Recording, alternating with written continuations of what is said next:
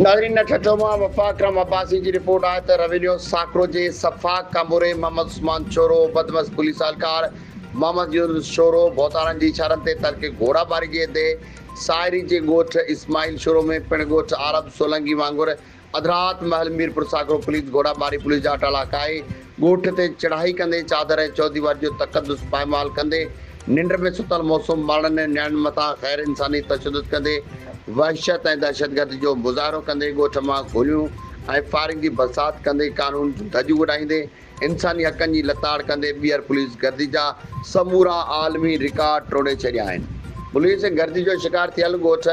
इस्माइल छोरो जे मज़लूम रहवासिन अली हसन मंज़ूर यूसुफ हमज़ो हारून अनवर साईं बख्श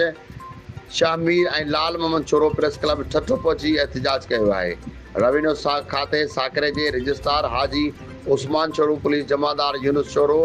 ऐं असां ग़रीबनि मथां बिना कंहिं ॾोह जे ज़ुल्म ऐं सितम नाहक तशदुद ऐं इंतिहा कंदे ॻोठ जे ज़िंदगी ज़हर करे छॾी आहे।